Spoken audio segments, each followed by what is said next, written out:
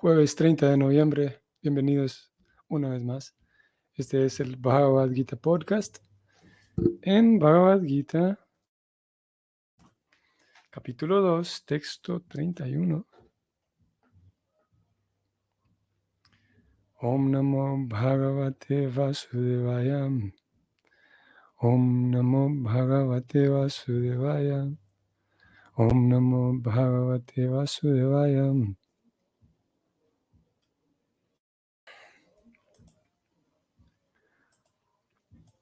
Swadharmam api chavekshyam navikampitumarasim dharmyadidi yuchat shriyonyat kshatriyasya sana vidyate. Traducción del verso. Considerando, dijo Krishna, considerando tu deber específico como kshatriya, debes saber que no hay mejor ocupación para ti que la de pelear sobre la base de los principios religiosos. Así que no tienes por qué titubear.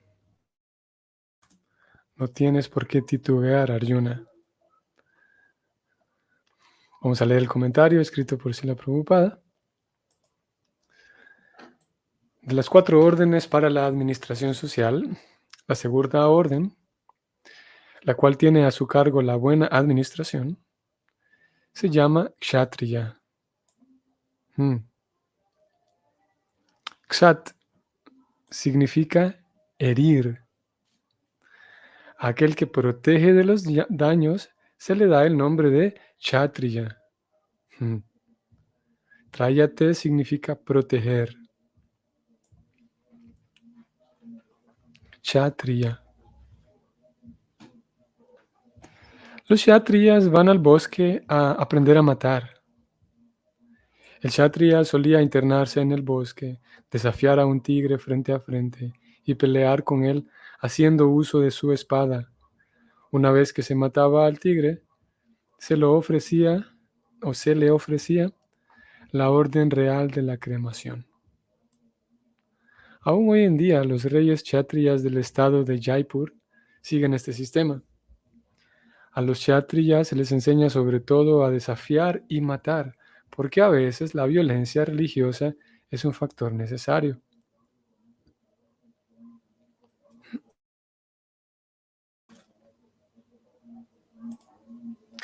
Así pues, jamás se espera que los kshatriyas adopten directamente la orden de sannyasa o de renunciación.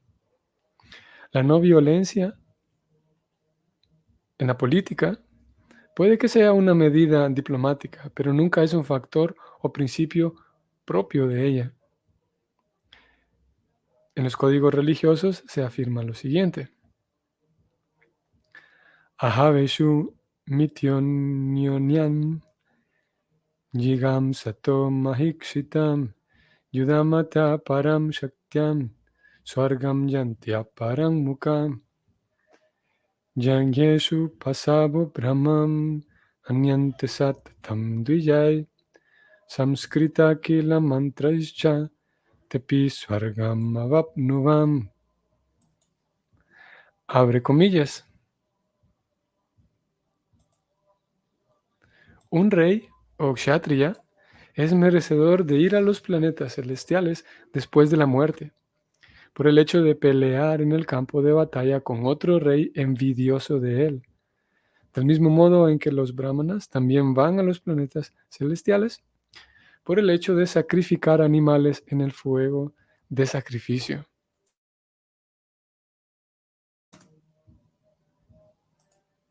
Cierra comillas. De modo que matar en la batalla conforme a los principios religiosos y la matanza de animales en el fuego de sacrificio no se consideran en absoluto actos de violencia, pues todo el mundo se beneficia en virtud de los principios religiosos involucrados en ello. El animal sacrificado obtiene una vida humana inmediatamente, sin tener que pasar por el proceso evolutivo gradual que lleva de una forma física a otra. Y los kshatriyas que mueren en el campo de batalla van a los planetas celestiales, al igual que los brahmanas que van a ellos como resultado de ofrecer sacrificios.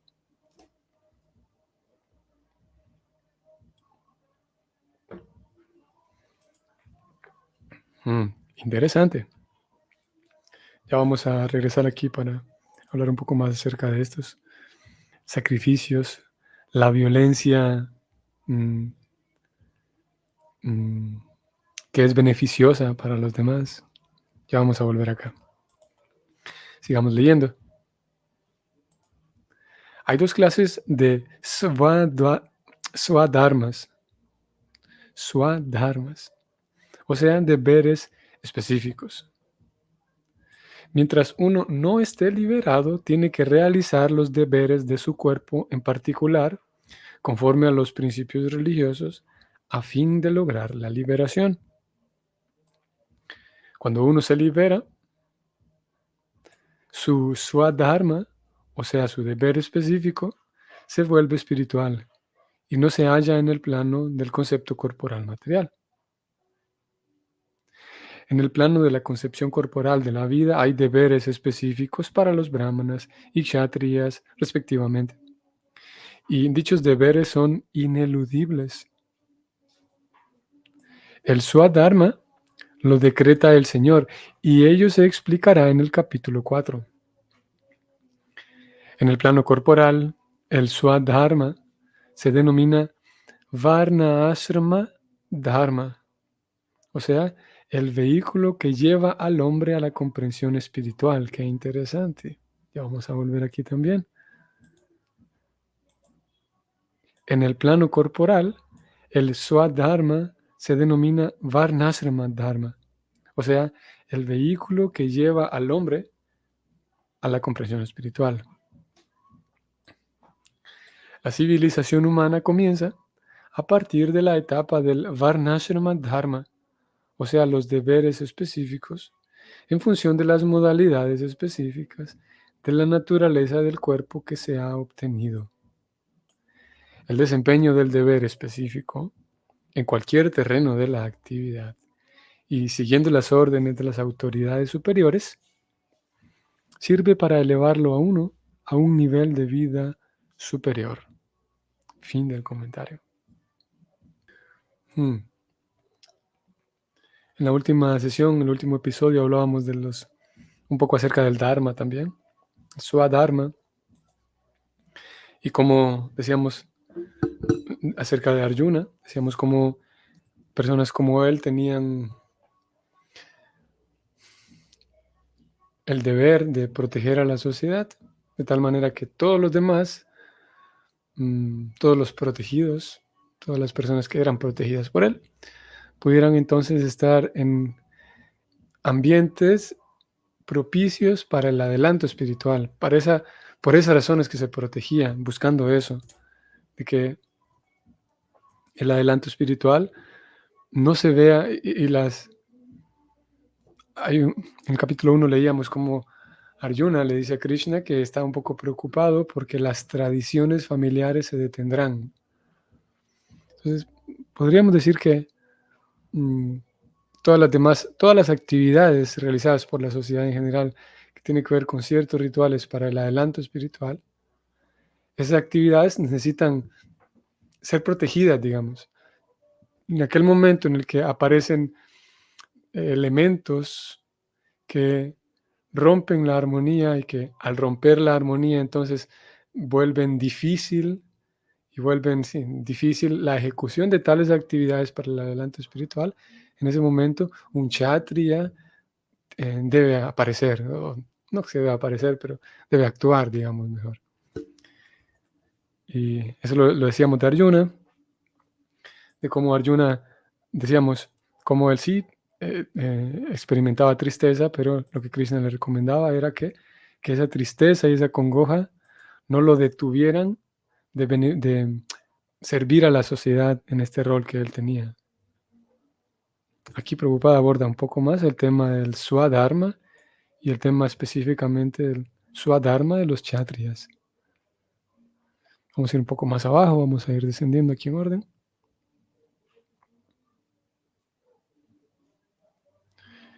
Un verso interesante que nos regala más luz acerca de los kshatriyas. Kshat significa herir y tráyate significa proteger. De estas dos palabras, entonces, de tráyate y de ksat, tenemos kshatriya, o sea, es una persona que protege de los daños, ese es un kshatriya. Y podemos notar cómo hay diferentes tendencias en las personas. Hay personas que, sí, que tienen un temperamento así más dado a no tolerar las injusticias. Hay personas que tienen eso digamos, en su sangre, si podemos decirlo así, su genética, de tener que actuar, de tener que, algo los llama internamente a tener que actuar por la justicia, tener que proteger, principalmente, proteger de los daños. Mm,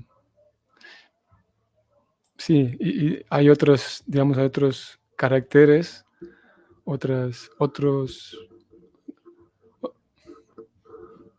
condicionamientos que son aplicables a diferentes a diferentes personalidades. En el caso de los brahmanas, ellos son un poco menos tolerantes.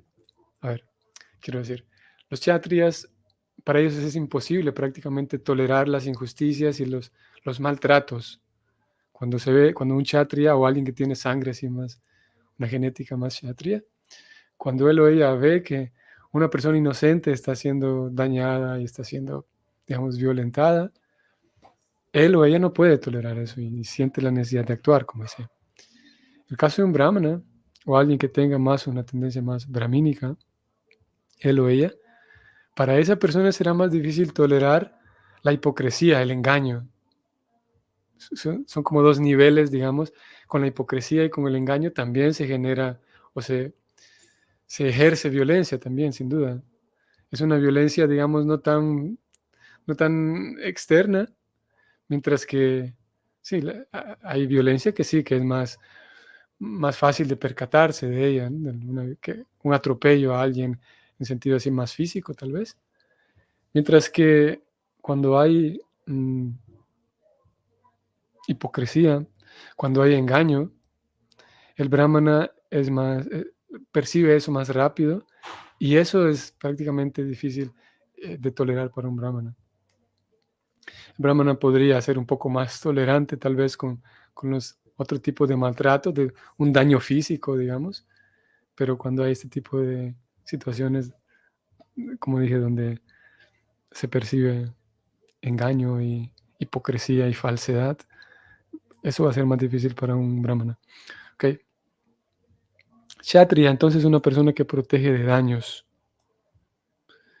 Y claro, nosotros podríamos en diferentes momentos, digamos, en diferentes momentos actuar debido a las circunstancias, actuar movidos por el impulso del momento para proteger a alguien. Para- Podríamos actuar así con un espíritu, digamos, heroico. Pero aquellas personas que son capaces de mantener ese espíritu todo el tiempo, eh, estamos hablando de alguien que tiene, sí, una tendencia más kshatriya, no solamente, como dije, porque todos pudiéramos, en algún momento u otro, todos pudiéramos actuar así como para defender a alguien, pero una persona que sí, desde el interior algo le pide actuar en pos de la protección de los indefensos, ahí estamos hablando de un kshatriya. Ahora que hay diferentes niveles también. Como decíamos en la sesión anterior, no sé si fue en la anterior, pero hace unos días atrás decíamos como un kshatriya no solamente es un guerrero, podríamos traducirlo como guerrero, pero al menos en el contexto de la Gita, dentro de todo el marco de la Bhagavad Gita, cuando hablamos de kshatriyas, nos referimos a personas que también eran entrenados en el conocimiento espiritual y sí, que tenían una información de algunas cosas metafísicas de la existencia del alma, por ejemplo, Y cuando traemos a la mesa el tema del alma, ahí digamos que cobra un poco más de sentido lo otro que Prabhupada mencionó aquí. Como entonces un Kshatriya estaba dispuesto a dar su vida para proteger, porque de vuelta el Kshatriya en su educación espiritual que recibía, sabía muy bien de la existencia del alma, y con el estudio de la existencia del alma viene entonces implícito el estudio de la transmigración. El Kshatriya sabe muy bien que no muere. Es por esa razón que Arjuna le está, Krishna le está diciendo a Arjuna: ¿qué pasó, Arjuna? ¿De dónde han surgido estas debilidades en tu corazón? Porque todo Kshatriya sabe que al momento de matar a alguien en el campo de batalla, no estoy matando a esa persona. Todo Kshatriya sabe que no me van a matar. Claro, es una perspectiva bastante, especialmente si no hemos estado expuestos a esa filosofía durante mucho tiempo, que alguien nos diga que, sí, alguien nos presente esta filosofía de que, ok, voy a pelear a muerte porque sé que aunque me maten no voy a morir. Posiblemente sea difícil de digerirlo de primas a primeras. Pero lo cierto es que los kshatriyas eran educados en ello. Y por esa razón, Krishna entonces le dice a Arjuna: ¿qué pasó, Arjuna? Si todos los kshatriyas saben que aquí nadie muere. Mm, Vamos un poco más abajo. Prabhupada habla de este entrenamiento que los kshatriyas tenían y describe aquí que incluso en la actualidad, al menos Prabhupada está escribiendo esto en 1970 y tantos, por lo menos hasta ese entonces, había este sistema de estos guerreros que iban a entrenarse a, a matar a estos tigres. Interesante. Trayendo esa línea preocupada, entonces introduce aquí el asunto de la situación de los brahmanas. Como los brahmanas, ellos también, así como los kshatriyas, eran entrenados matando animales, tigres, y vaya que no cualquier animal. Los brahmanas también en sus labores, ellos no iban a matar a ningún animal, no tienen el entrenamiento ni la condición para hacerlo, pero ellos sacrificaban animales. Y así como el kshatriya no iba por la vida matando a todo el mundo, porque con la idea de, ya tengo licencia, aquí está mi licencia, mi carnet de kshatriya, entonces puedo matar al que quiera porque no se trata de eso, no era así. Asimismo, el brahmana no es que por ser brahmana podía sacrificar a cualquier animal así a forma caprichosa. Prabhupada habla aquí de estos códigos religiosos. Pero, vamos a subrayar aquí, a pesar de hablar de matanza, matar en la batalla conforme a los principios religiosos y la matanza de animales en el fuego de sacrificio no se consideran actos de violencia en absoluto. ¿Por qué? ¿Por qué no son violentos esos actos?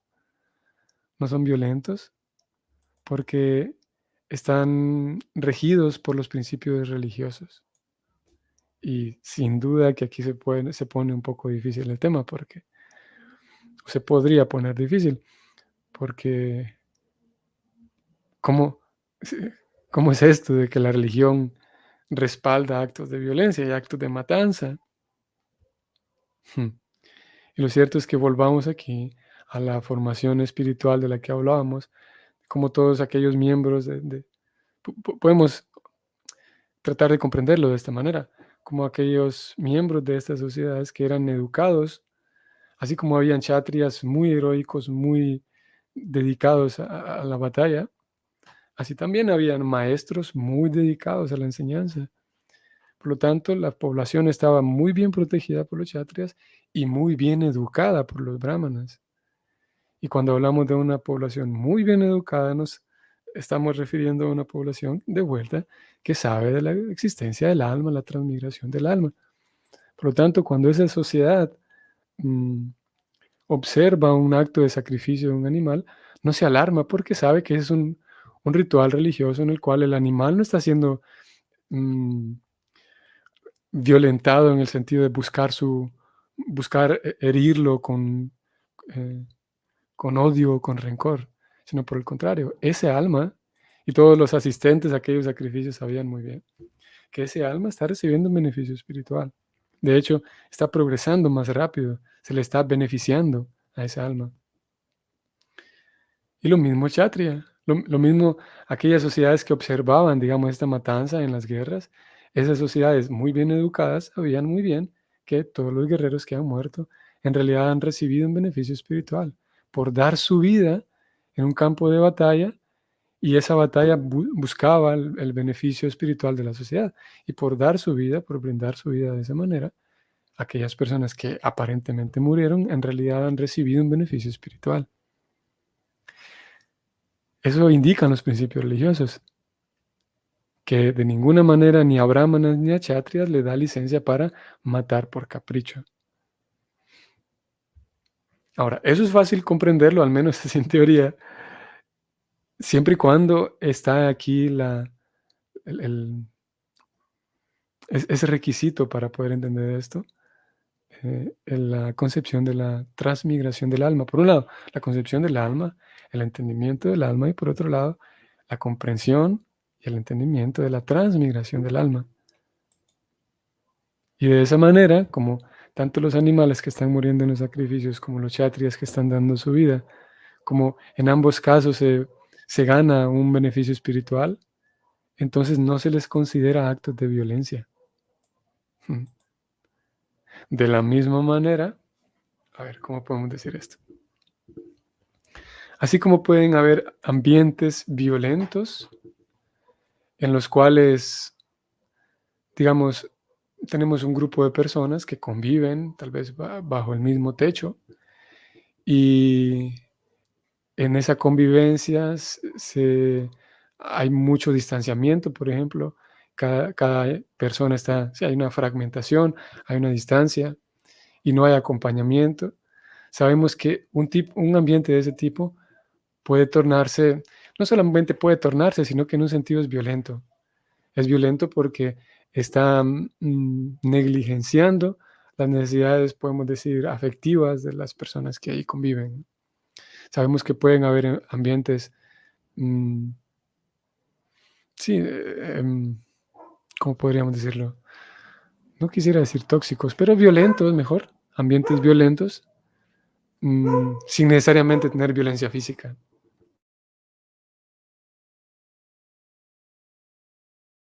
Asimismo, puede haber beneficio espiritual, la misma ecuación, pero volteada al revés. Si bien es verdad, puede haber actos violentos sin la presencia de violencia física, entonces pueden haber actos beneficiosos, actos eh, nobles, aún con presencia de violencia física. Y ese es el caso de esta violencia o esta perspectiva de la violencia que tiene aquí eh, el Bhakti.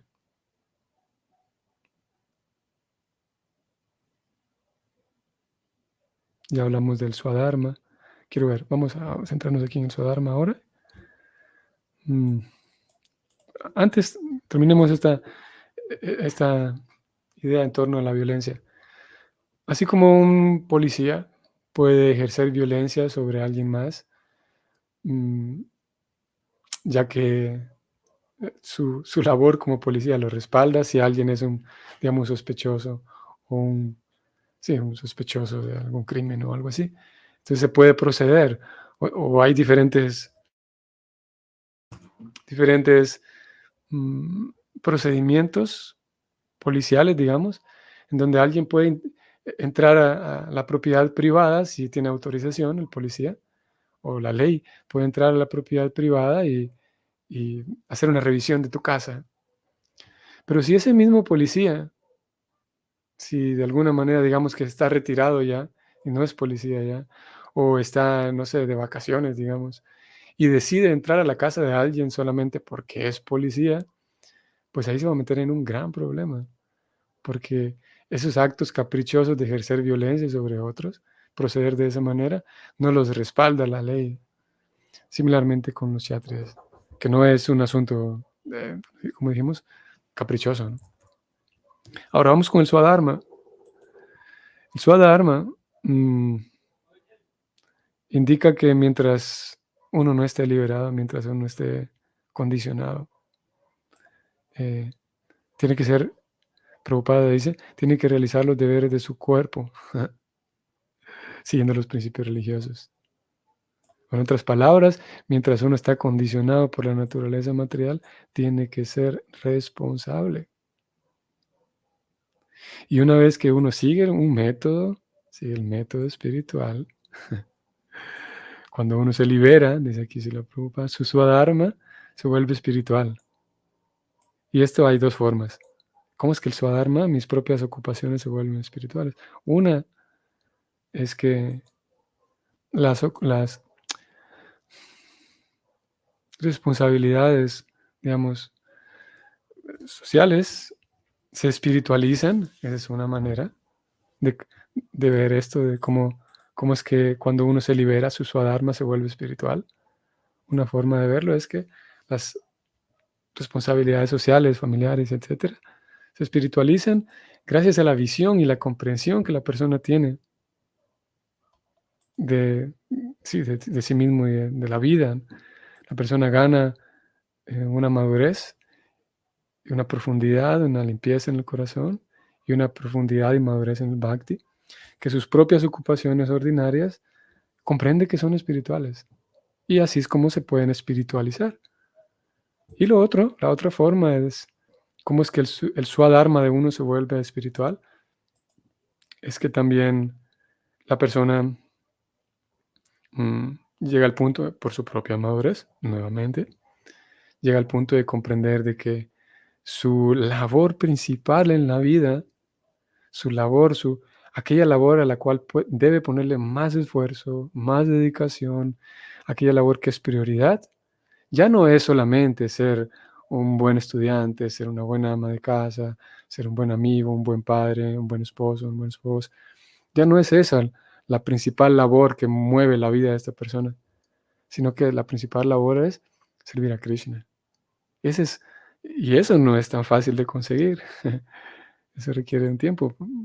Conforme va ganando madurez el corazón y profundidad, la persona de manera así, con madurez, va dándose cuenta de que su verdadera ocupación, aquella a la que más importa, a la que más merece dedicarle atención y energía, es el servicio a Krishna, el servicio al Señor Supremo. Entonces, sus labores diarias, digamos, aquellas actividades de servicio directo a Krishna, se vuelven su swadharma y al mismo tiempo sigue realizando sus actividades cotidianas, pero su swadharma ya cambió. A lo que más le da prioridad, como dije, no por una renunciación inmadura, prematura y falsa, no por una evasión espiritual, no con la idea de evadir responsabilidades materiales, entonces voy a volverme un experto en las actividades espirituales, sino más bien por un asunto de madurez. Y es así como la persona, dos maneras, digamos, de espiritualizar el Dharma, el Swadharma, los deberes propios individuales de cada uno. Prabhupada termina diciendo, el deber específico en cualquier terreno de actividad, o sea, cualquier persona en sus deberes específicos, seguir ese deber y desempeñarse apropiadamente en esos deberes, sirve para elevarlo a uno a un nivel de vida superior. Así que en cualquier actividad a la que estemos dedicados ahora, tal como la misma Gita lo indica, con esto vamos a terminar, citando esta referencia de la Gita 18.46.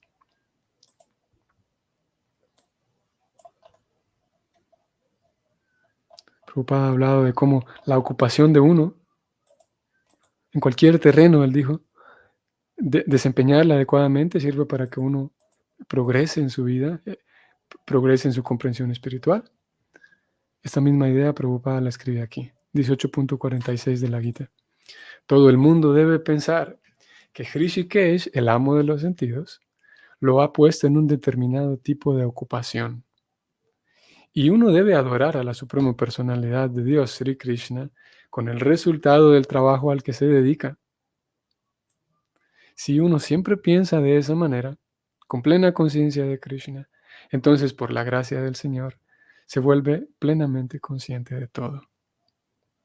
Esa es la perfección de la vida. El propio Señor se encarga de liberar a esa clase de devoto. Esa es la máxima perfección de la vida. En cualquier ocupación a la que se esté dedicado, si uno sirve al Señor Supremo, logrará la máxima perfección. ¿Qué tal?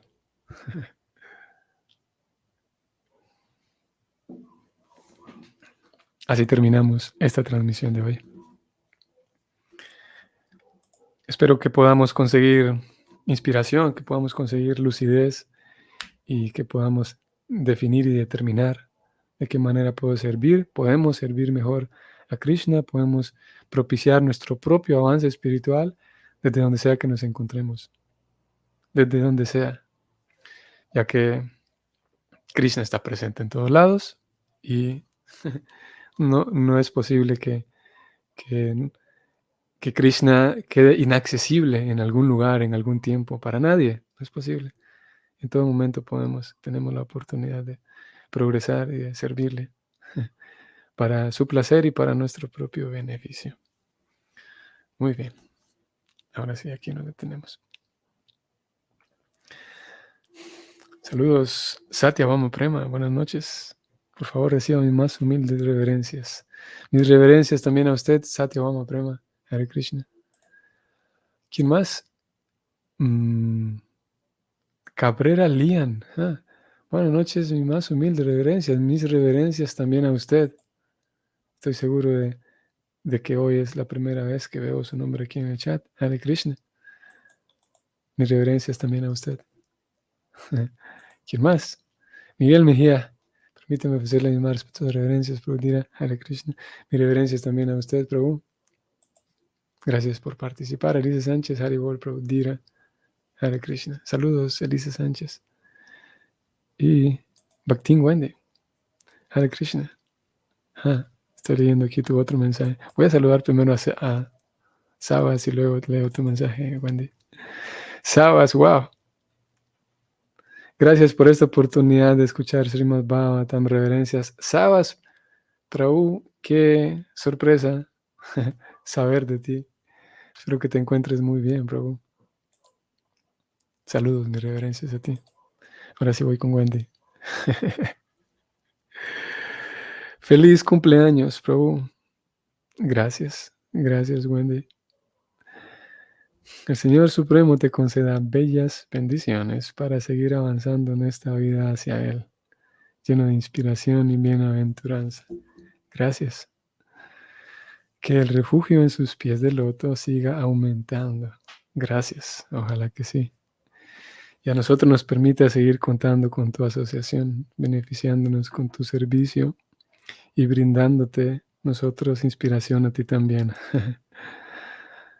Mis reverencias para ti. Gracias una vez más por continuar con el sistema de Parampara. Aquí se cortó, creo que hay otra parte que no entró en el comentario. Todas las bendiciones, creo que era. Gracias, Wendy.